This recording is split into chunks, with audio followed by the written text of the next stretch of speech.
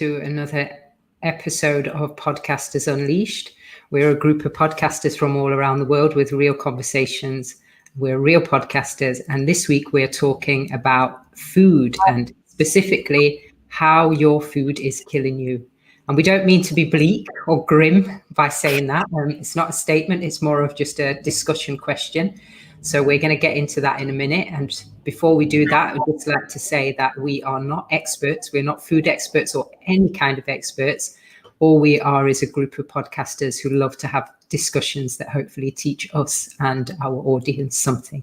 So before we get into the conversation, I will let my lovely co-hosts introduce themselves. We start with Simon.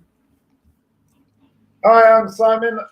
Two podcasts. First one's Taxi Chronicles, where I interview real riders with real stories, sharing their life experiences from around the world. The other one is Africa Investor Stories, with real investors, real stories, where they share their experience of investing in Africa, regardless of where they come from. So if you want to hear about finance or just general stories, real life stories, feel free to listen to one of my podcasts. And Victor. Unmute yourself, Victor. Yeah, thank you, Carla. I'm Victor Osio. I'm the host of the Diaspora Entrepreneurs podcast, where we discussed about opportunities for people to get from the 9 to 5 and live a lifestyle of freedom through digital entrepreneurship. Matilda. Thank you, Victor. Hello, everyone. This is Matilda, host of Coffee with Matilda, A Journey to Self. And my podcast is about finding yourself, loving yourself, and dealing with adversity in life. Thank you, Matilda. And Howla. Hi, everyone. So my name is Howla, and I'm the host of the podcast Women's Stories, where I share real stories from real women around the world. And tune in for a new episode for next week. And I'm Carla. I'm the host of the Wonder and Wellbeing podcast that talks about education and well-being. And this week it's a well-being topic, and it's a big one. Food is such a big part of our lives. It's part of our culture, and it's really important for our overall health and well-being. It affects everything to do with our lives. So I would like to start off tonight with a confession from all of our panel. What is your most unhealthy food habit? And you thought I wasn't going to ask you this on air live, but I am. So what's your most unhealthy food habit? I would like to hear, first of all, from Victor, because you were laughing first. Victor, come on. I'll say noodles. Noodles. Okay. And any specific kind of noodles, Victor?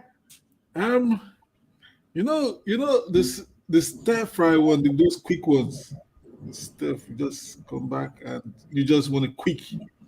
So, but sometimes I mostly overdo that. Yeah. Okay. So instead of getting the regular portion, I just like go large. Go All right.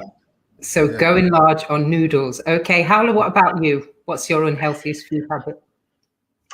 French fries.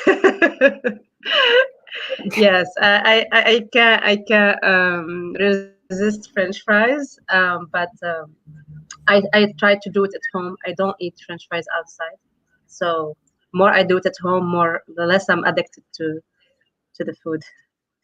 Okay, interesting. We talk about food addictions a little bit later. Matilda, what's your unhealthiest food habit? I eat everything that I like. I don't think anything is bad. I think everything with moderation, it's nice. Cakes, ice cream, pizza, pasta, burger. Why not? I think if you learn about your body and you start intuitively eating, I think you should eat everything. Why? You're living once. Why should restrict yourself? But moderate yourself for sure. Okay, so there's none of those foods that sometimes creep over and have a little bit more space on your plate? Yeah, all of it. I love cake.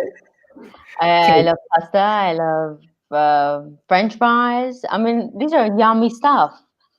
But I think not eating them, if you feel like it, if your body wants it and not eating it, then you're gonna have an emotional problems. So you should consider all of it in one and balance your body with whatever it needs. You need to serve your body in the right way. Okay, great. And Simon? I'm with Matilda on that. I eat anything. Being a man who lives his life on the road, I do feel guilty when I eat certain food like that. £1.99 chicken and chips. I just see that as cholesterol. I'll give you an example. The other day I bought some. Well, it was a while ago. I bought some Kentucky.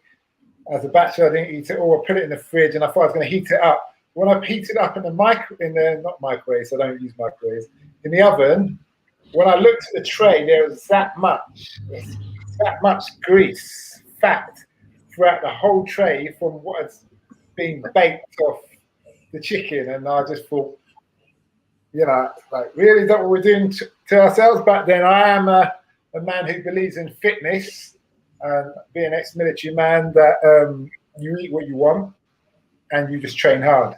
But there are some points where you have to say, do I really need this? We're doing more damage than good. And as you get older, you're not doing yourself any favors because, it's all downhill. Yeah. But I hope that answers your question. Yeah, it does actually. And I would like to pick up on that point that you said about getting older. So what changes as you get older, and why is it important to think about how your food might be affecting you as you get older? Many people say your metabolism changes, but I'm in difference of mind of that, because I believe that as we get older, we're just not as active. If you look at school kids on the road when they're going home, they're chasing each other, doing all these active things.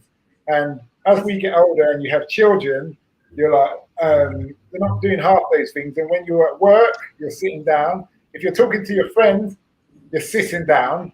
Your lifestyle, I would argue that it's more of your lifestyle changes, becomes less. And I'm talking about on the Western scale of things. I'm not talking about other countries around the world where if you're a farmer, you're going to be, and not like a Western farmer, other farmers, it's a manual job.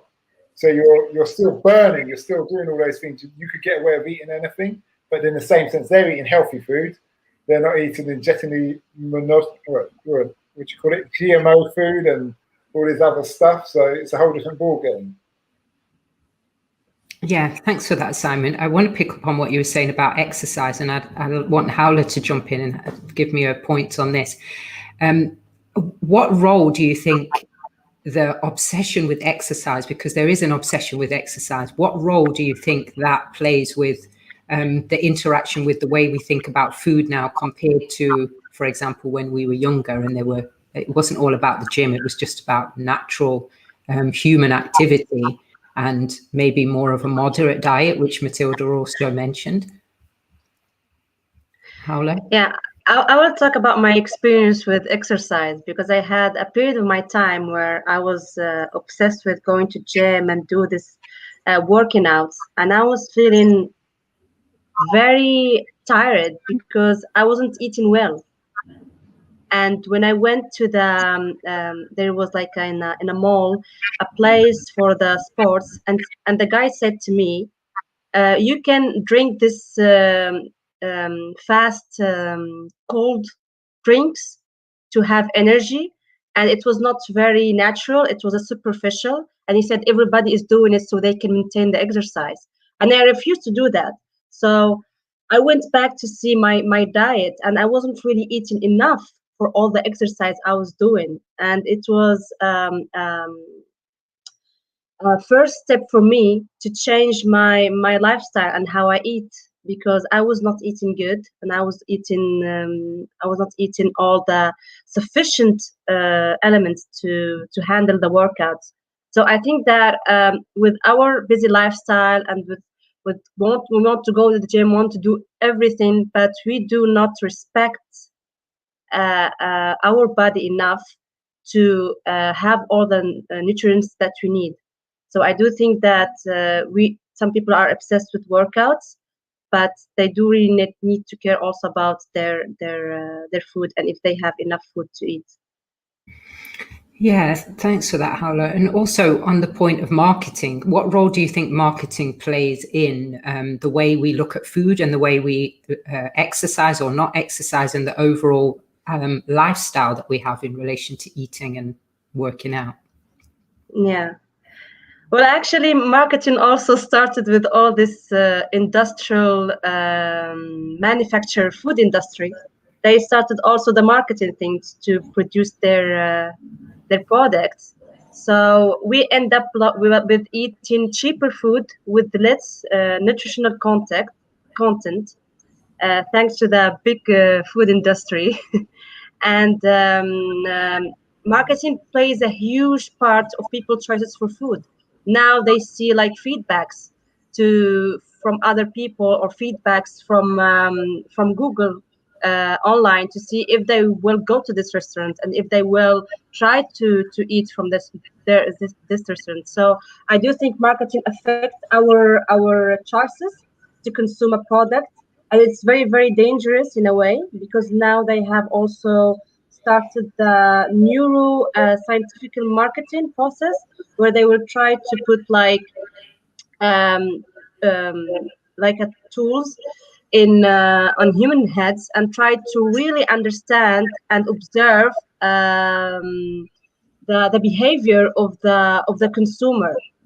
And they see how they are really reacting to some products. And if the scientists, they have this information, they can produce the same products, and they can double these products, so people will consume more and more from these products. Yeah, okay, thanks for that.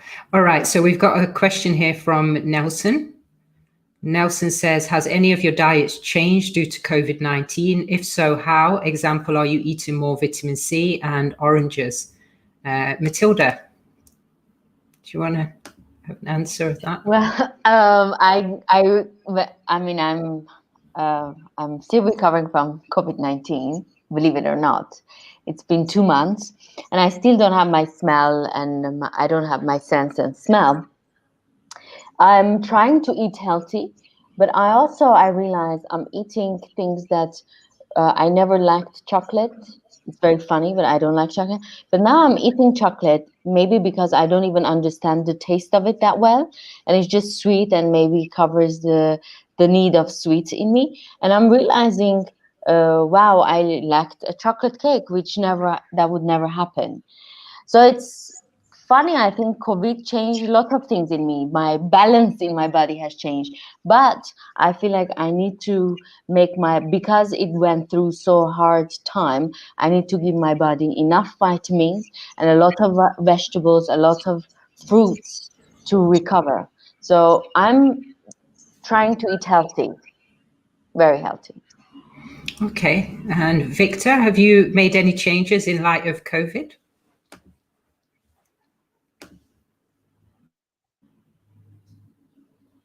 Unmute yourself, Yeah, Victor.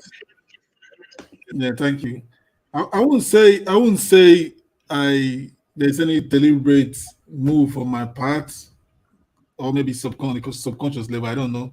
I won't say that, but I think not necessarily due to COVID, but necessarily due to the environment location change.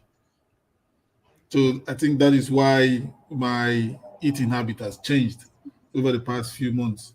Because when I was like I was telling you guys, when I was in London, there's um, organic food is not really my forte like that when I was in London. But now that I'm in Lagos, Nigeria, it's just a no-brainer because it's just there. That's the first thing you see, and it is really, really affordable, and it is very filling. So it's not really it's not really a lifestyle change, or a conscious decision for me to start eating healthy or change my diet. I just know that it's just the product of the environment that I'm currently in right now. And Victor, how is your traditional diet that you were used to, for example, when you were a child growing up, different from how you eat now? And what's the pros and cons of each one? Wow. That is a heavy one. That is a heavy one. Traditionally, we West Africans, so no, let me not say Africans, but we West Africans, we like very starchy food, heavy food, um, with so much gluten, with yam, fufu, pounded yam, gari. You get right, the staple ones, the heavy ones. That is what we eat. So that's our traditional food. It's well prepared, mixed with vegetables, lots of them, spicy stuff. And guess what we have? Traditionally, we have over 500 spices, different spices in Africa, and Nigeria has a lot. And there's this sense of pride in our traditional food. Each tribe, each ethnic group, we have over 200 ethnic groups in Nigeria. So each ethnic group, they're very, very particular about their style of cooking, the way they put the spices, the way they mix them. So it is really fascinating how we enjoy our traditional food here. And there's this, I won't say cold war between Nigeria and Ghana. One of the best food, it's called jollof rice. You guys should, I recommend you guys should taste it. It's very spicy. But the war is that I'm not being biased, but Nigeria prepares the best jollof rice. And my Ghanaian people will agree with me that Nigeria prepares the best jollof rice. But you know, don't say that to them. But that has been going on. So we are we really enjoy our traditional food. And the pros is that it is well prepared, it's very healthy, but it takes a lot of time and it takes skill to like prepare the traditional ones. The cons are, when African mothers, they don't major stuff. They just go by the spirit. They get, so if they want to put salt or they want to put spice inside, they don't measure it like when you look how many, maybe a quarter of a spoon or half a spoon. No, they just like take and just like dump it inside. So they tell you, why you don't measure? They say just go with the spirit, just go with the spirit. So these are the cons, and maybe there's some health issues that may result to that, and also palm oil and all those kind of processed oil that has been used on it. But I think the pros outweighs the con, in my opinion. Way outweighs the cons of traditional food. Okay. So, in relation to traditional food, there was often in the past, in all different cultures, a link between our eating habits and our religion or our faith and spiritual practices. Have you noticed any changes in your culture in relation to the connection between food and spirituality, or got anything to comment on that? I want to ask Matilda that.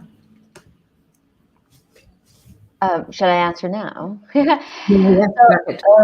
Actually, it's very interesting. Religion has been about food and fasting, in particularly, and then we can find it in every religion. I think I was checking all the religion, and fascinating enough, only religion that wasn't talking about fasting and actually was against fasting was Zoroastrians. They prohibit that because they say the sacrifice is not aligned with being against the evil, something like that. But all the other ones, for example, Christianity, right now we're going through the time of Lent period. We don't eat, I mean, whoever is lenting, they're not eating any animal product. So they are vegan right now till the Easter time. Also, when you look at Islam, Muslims eat halal food, which include that's like the lawful food for them, which include fruits, vegetables, eggs, and the meat. Meat has to be it's the product, and it has to be consumed from a halal slaughtery. And they also do in Ramadan time, they do fasting. Also, when you look at Hinduism, oh, and also in Islam, you cannot eat pork meat. They consider it that it's not halal. In Hinduism, they don't eat cow meat. because for them that's a holy meat. And most of them, they are very vegetarian. And also in Judaism, they have a period of fasting, and they call that actually Tanit. That's the name for their fasting, and it's in Tasha B'av period. So it's interesting. I've done intermediate fasting before, Carla, and I really love it. I've done 20 hours, 22 hours. I never done full day fasting, but it's something that I would love to go into it. Maybe 2-3 days of fasting. Some say dry fasting as well. They don't touch any water. They don't drink any water. And it's interesting. They say after 5 days, you like all your unwanted stuff in your body comes out in a very dark color. So it's interesting if somebody's interested in it, especially if they say you had a chemotherapy. It's dry fasting helps you to clean your body. Okay, I and like you think said, that the highest I've done. Sorry, Carla. The highest I've done the dry fasting. I've done it for like 3 days stretch. Wow. 24 hours, just go. And what I found out was, on a personal note, what I found out was that after the second day, it was all right. Mm-hmm. Just felt cool. Yeah. yeah. But That's not So- heavy lifting. Though. no Just fluids, felt all right. no food, Victor. Sorry? There's no fluids, no food for No 3 fluid, no food, nothing. Yeah. I did 36 hours, and that was no fluid, no food. But yeah, 3 days. That's going. And what were you doing? Were you just living life normally, or were you just like resting at home? Oh, what happened? Well, what happened was I had it was the beginning of COVID last year. I've been sitting down for too long, and I've just been munching pasta, and and I had hemorrhoids. So Okay. after it was completely treated, I just said, you know what? Let me shut this body down for like 3 days. Someone suggested it and said just shut the body down and see what happens. So after that, I was okay. So there was a Nothing part of terrible. you, because of your mental state of mind from being sick, you didn't want to eat anyway for a period of time, because that Yeah, helps. maybe. If Yeah. you're partly unwell, you don't want to jump in there and stuff like that. I will add, I've got a point that I wanted to add to what Matilda was saying earlier, but I don't know if we want to read out these comments first. Yeah, we've got a comment there about cutting out meat and eating fish and fruit and veg and fruits, I think that's saying. And we've got Algan sending a shout out for everybody. And we've also got Nelson who's saying, also, have any of you noticed the difference between your diet's eating regime versus that of your parents? Hi, Nelson. Get well soon. We can't wait for you to be back joining us on the team. What I was saying in response to what Matilda answered earlier, where Nelson asked the question, has our diets changed due to COVID? I would say, for my personally, I've had to work more hours. When you have to work more hours, preparing food for yourself goes out the window if you're working extra long hours, and that means more fast food. Now, I'm not just saying this is an excuse, but it's one of those effects that happen, that come along. So I believe we all are affected in different ways, especially for those people who work from home now. When you work from home, you're going to eat more. You're going to sit there with your nuts and your whatever. The missus might bring something in, or the kids are eating biscuits. Give me one, yeah, and all that kind of thing. So along that, back over to you, Carla. Yeah, I just want to pick up on this point that we had coming in from MS about cutting out meat and fish. And I know that veganism is huge. This whole idea of plant-based eating is all over the internet. It's everywhere. And I'm still open on it. I have tried it and I didn't have great results. And that's not to say that someone can't have great results on it. But I just want to know what you guys think about it. Howla, have you got any thoughts on veganism and the fads and trends around eating? Because there seem to be so many of those. Well, actually, I'm not really with the veganism diet, because I think everybody needs to have vitamins and need to see the doctors if they lack something, and also meat you have nutrition elements that you can't have in another food element. So I do think moderation is good. And I think that we all need to see what is lacking from our diet and see how they can really have an overall diet specified for themselves, and not just follow the veganism trend because it's trendy. And it's different from each one of us. I think they have their views about veganism. They don't want to consume meat and consume other animals products because they want to defend animal cause. And there are others just wanted to be with the veganism trend because it's trendy. So I do think it's different from everybody else, but for me, I do consume less meat, but I won't remove it at all because I know that I need to have a very stable diet. Where do you think food addictions come from, Howla? Because that's also something that you mentioned earlier about food addictions. What causes them and why are they a problem? I think it's also the way that we live with our families, and it comes from an early age. And I really noticed that because there are a lot of families who consume a lot of products filled with sugar and with a lot of calories, and they can't get rid of sugar. So if they wanted to have a cup of tea, they don't have a tea. They have sugar with water, and they think that they are addicted to tea. No, they are addicted to sugar, and sugar addiction is very, very hard to remove it from the body, and it's like a heroin addiction, and people, they don't realize uh, how it's dangerous for them. And I was really addicted to sugar because I was eating a lot of chocolate when I was teenager, and now I try to replace it with the natural sugar with in fruits, and I really shifted my perception about it, and I really reduced my consumption of sugar.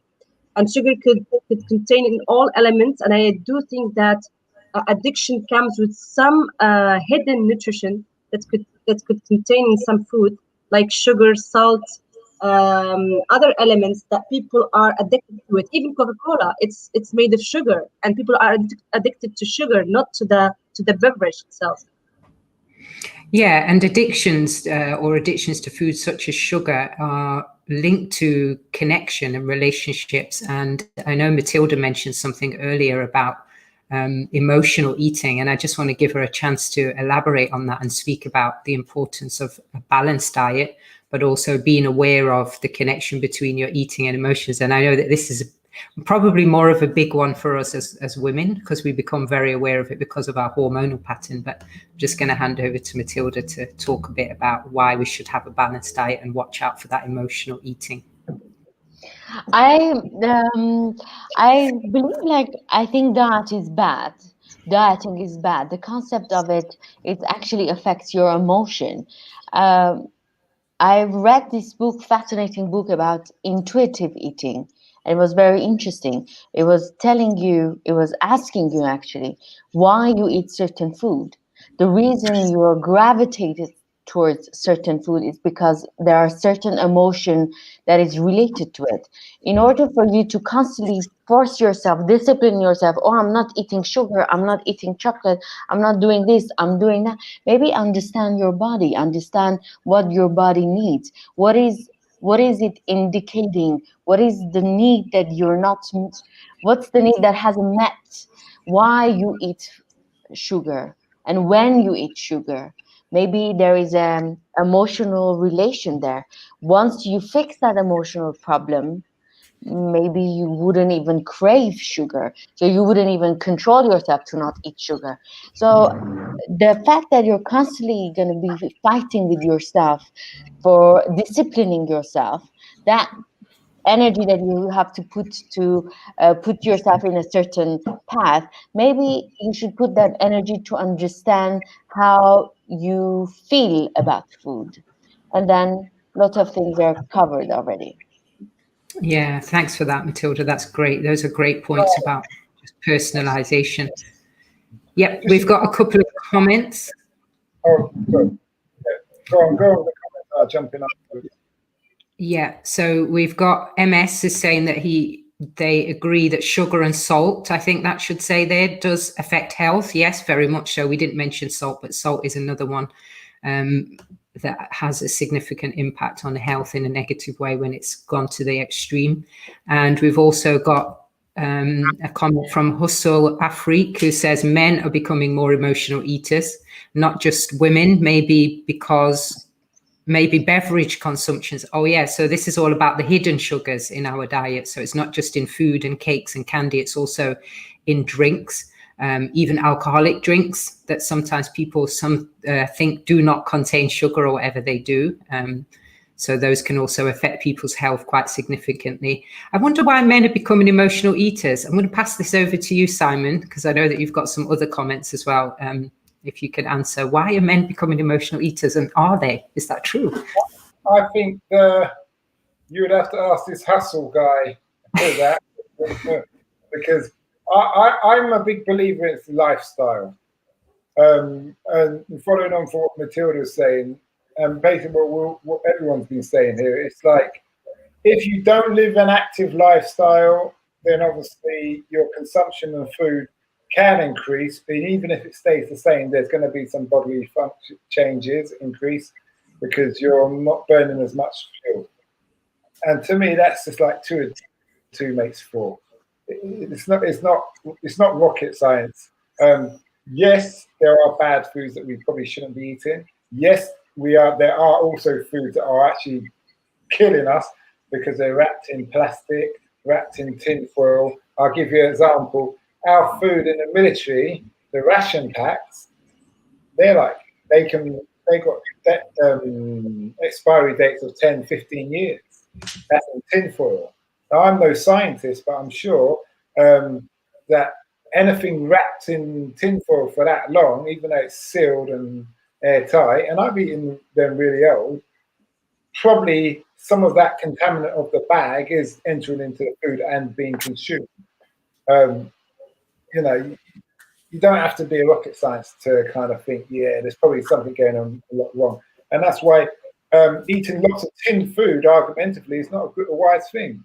It's good to make your own baked beans in that respect.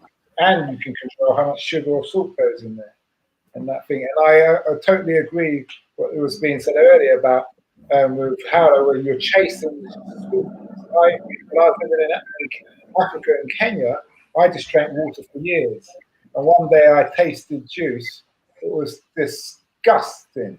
It was just someone just telling me to drink sugar. I mean, like real. And even today, I've got juice here. It's meant to be fresh orange juice. It's made here, so I don't know if it is. But I mix it with half water. I don't drink it all. I always mix it with water because my sugar tolerance is not that much. But then again, I do eat chocolate. But that's when I'm getting tired and I need to stay awake and I need a sugar rush. So okay, interesting. You pick and choose your poisons, really. The platter of poisons, and you pick out some of this. I don't want that one, and things like that. Okay, we've got some more comments. We've got MS says sometimes we eat more when we are actually hungry, but actually he or she meant thirsty. So sometimes we eat when we're not actually hungry, we're thirsty, which is true. I've seen that in children quite a lot. Children can consume phenomenal amounts of sugar. And I think what you said, Simon, about when you get older, your tolerance for sugar is much less. And that's probably as a protection for your health, because you're not as active as children. Also, dairy, also too much is not good for us. Definitely too much of anything, as Matilda said earlier, isn't good for us. I want to jump back to this comment from Nelson. Have any of you noticed the difference between your diets and eating regime versus that of your parents? This is a really interesting one. Very interesting. Victor, what's the difference between the way you eat and that of your parents?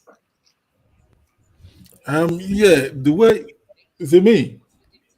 Yeah. Yeah, the way I eat is very different from the way my parents eat, and the way my dad, God bless his soul, the way he like ate, he was very traditional. He goes, it's very lean food. That's what he eats. Yeah, well prepared, well cooked, those kind of stuff. It doesn't eat sugar, it doesn't indulge. But I am doesn't drink tea with sugar in it. So, but I am kind of like I'm here, traditional and modern. So most of the things that I eat now, he'll be like, "Are you crazy?" Just like the way when I look at my son now, when my son eats, I was like, "Are you all right?" Because Victor, when your yeah, father had 4 wives, did he actually cook? yeah, there's more hands to cook. He cooked. You understand? Okay. Yeah, All right. and my grandmom now, she she's still alive, and what she eats. She's because she's in the village. She's way down in the country, and whatever she eats is what's in her backyard.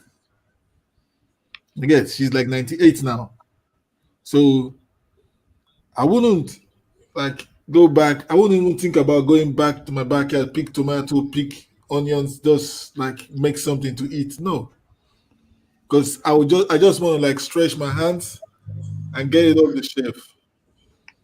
And again, I don't want to walk like 10 minutes to go get something to like prepare. No, just stretch, get it off the shelf, open it, put it inside the microwave, boom, zzz, beep, and that's it. So there is a huge difference the way I eat now than my. And imagine the first time my mom saw microwave, like, what is this? I said, this is what we use to like warm food. And he said, why do you want to warm food? You take the one you want today, or you cook the ones you want today, eat that. And I said, no, no, no, so that you won't waste it or just you won't throw food away. But he was like, that's the first time she saw the microwave, like, "Ooh, what is this?" So there's a huge difference between the way I eat right now, or even the way my kids eat right now compared to my dad's, my parents. It's a huge difference. They will be ashamed of what I'm eating right now. And have you noticed a difference, Victor, in your health at your age compared to your parents and grandparents when they were your age? And if so, what Yeah. differences? They were more mobile, more physical, more. They don't sit about. They don't eat. I go extra. You get. I go extra, but they don't go extra. They just eat what they want to eat and they go.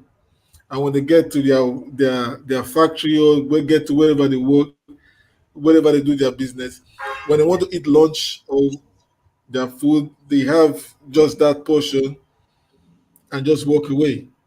But now I work most of the time on my laptop. So my eating habit and my regime is different from them. I don't move a lot except consciously when I want to like do the Simon thing, the exercise, which I don't really do. You get, but we just sit down. Yeah, just culture. I think culture has a big role to play in the way that we look at food as well, and the choices of food we make.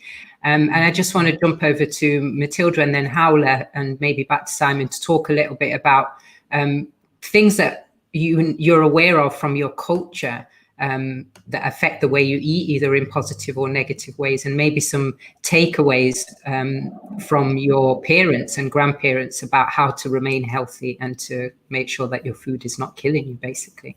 Matilda, any cultural things and experiences from your parents and grandparents?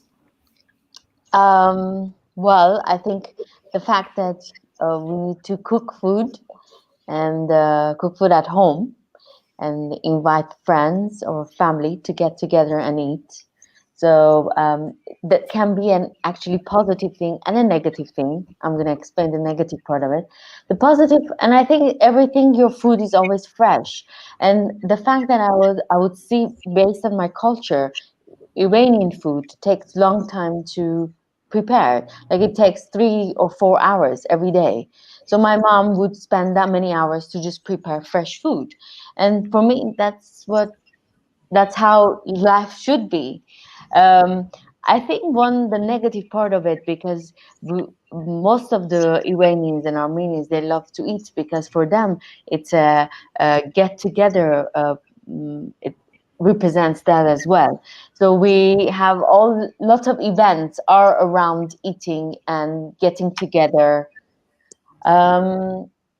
I think, yeah, my culture is that. It's about eating and drinking and having fun, to be honest.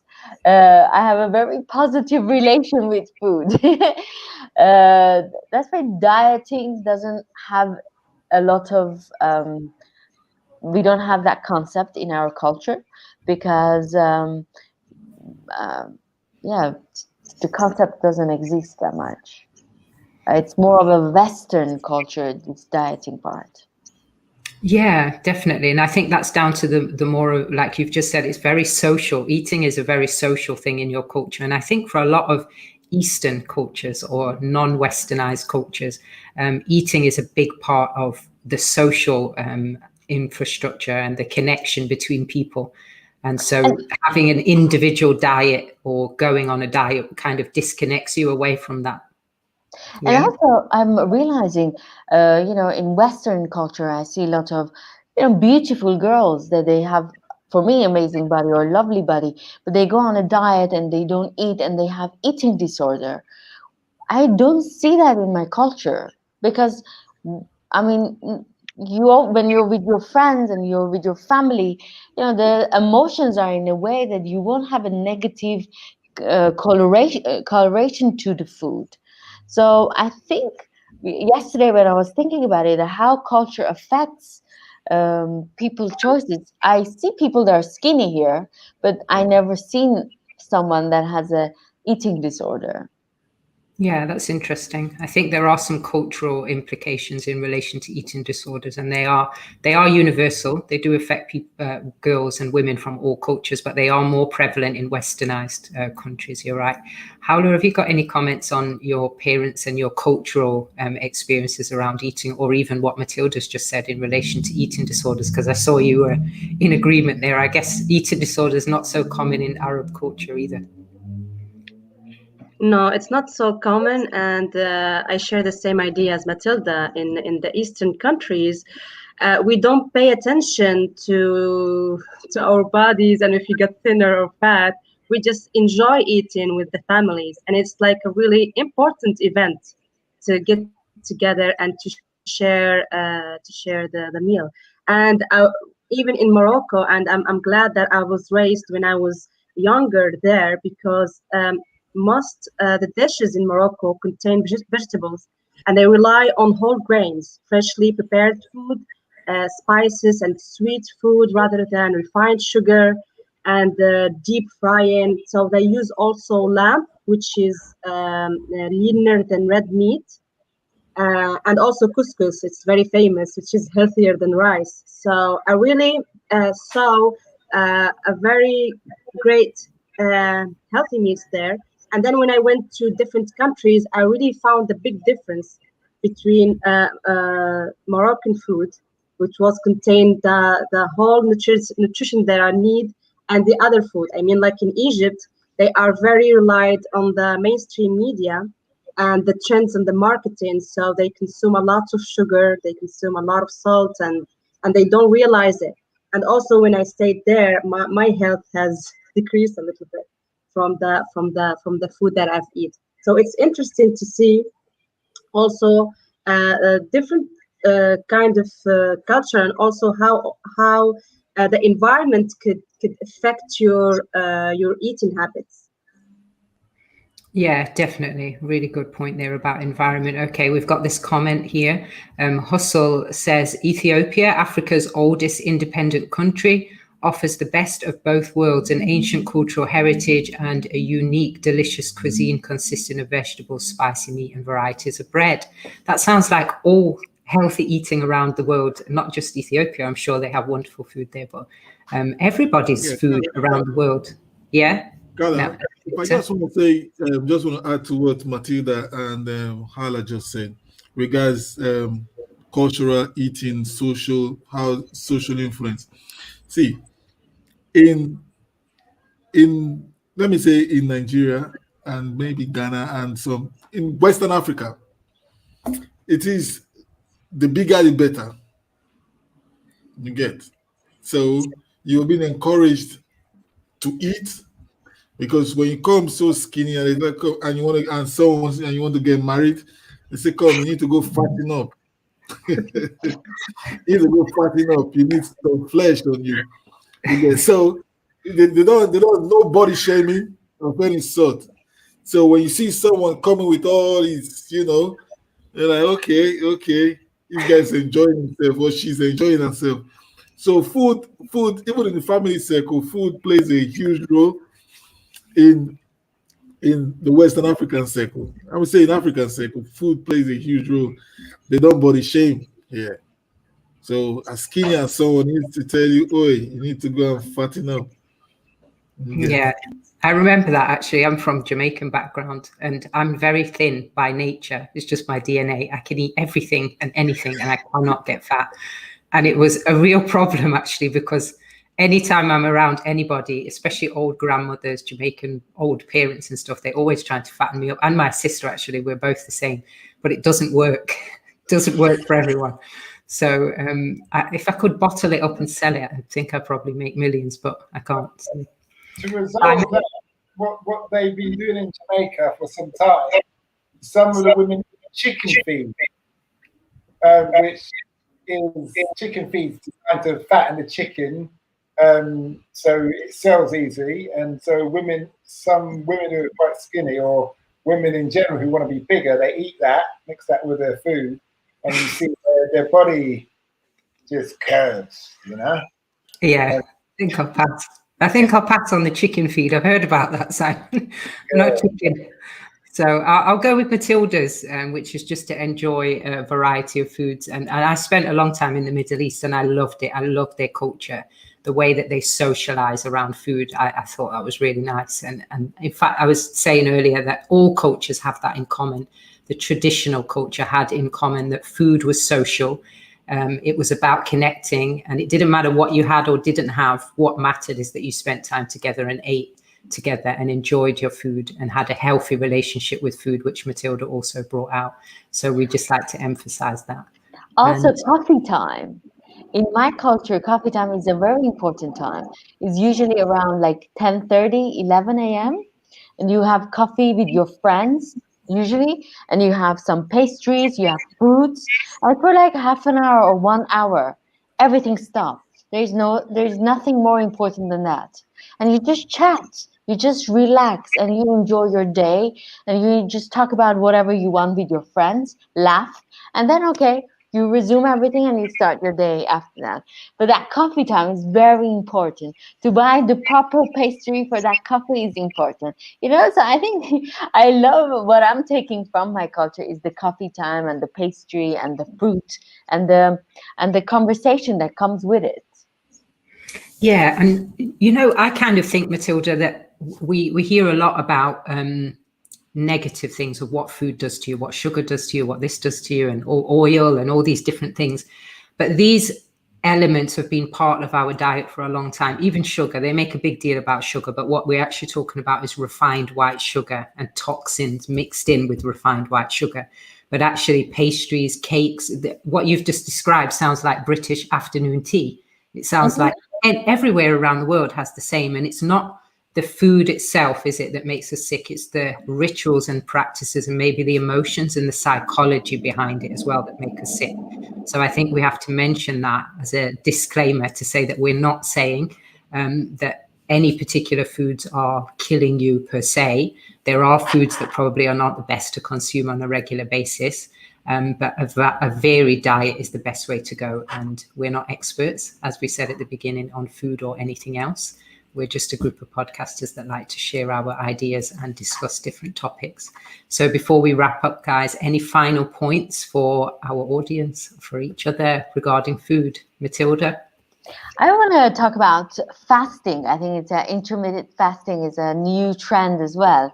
And I want to maybe ask if any of you guys tried it, because I've done it for quite a year. Before having a partner was so much easier. But it's kind of like a very interesting way of, if somebody wants to be on a diet, to practice fasting. I think it's very healthy or if they're interested, to read about it. Okay. And Howla? Yes. So yeah, I used to fasting. It's been now a long time I'm practicing it for Ramadan, and it's something that it really does help me to release actually all the toxins, and to try to clean my body from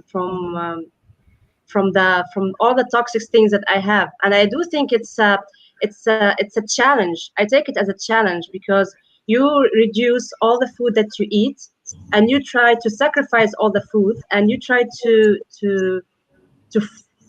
to be mentally stronger, because for me fasting is like really giving me this ability to become mentally strong, and not to be addicted to some elements.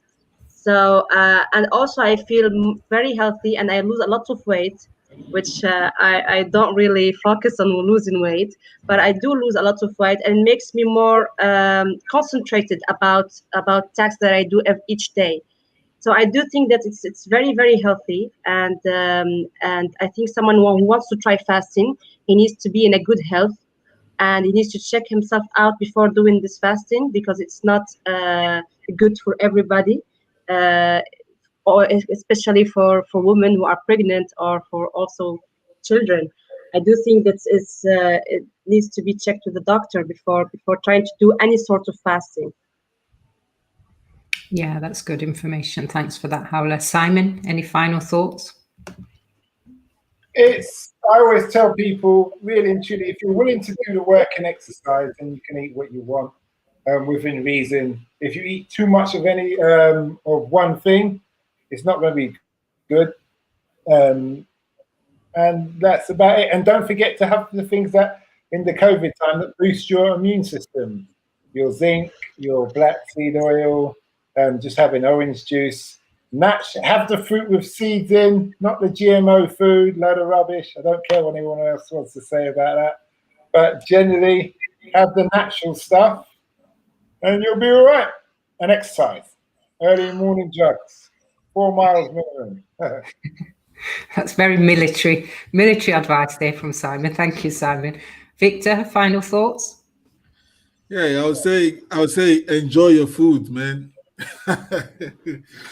Enjoy your food. Have fun with your food. Yeah, but try to do it in moderation. That's it. Don't go extra like me. Simple. Yeah, I think that's a great way to finish with our tips. So enjoy your food and enjoy your life, because if you enjoy your life, then your food is more enjoyable in good company as well. I think that's the summary of it. Okay, so where can people find out about your individual podcasts, guys? Howla? So you can find me on Spotify, iTunes, Wound Stories podcast, and tune in for next episodes next week. And Matilda? Mine is Coffee with Matilda, Journey to Self, all the platforms for podcasts, also YouTube as well. Simon? Taxi Chronicles or Africa Investor Stories. YouTube, Apple, Google Podcasts, Spotify. And Victor? YouTube, Diaspora Entrepreneurs, Spotify, Google Podcasts, the whole 9 yard, Apple, iTunes, yeah, Anchor. Just check it out. Diaspora Entrepreneurs Podcast. You'll find me there. And that's it for another episode of the Podcasters Unleashed. And I'm Carla, the host of the Wonder and Wellbeing podcast, which you can find on all good podcast platforms. And until next time, we'll see you.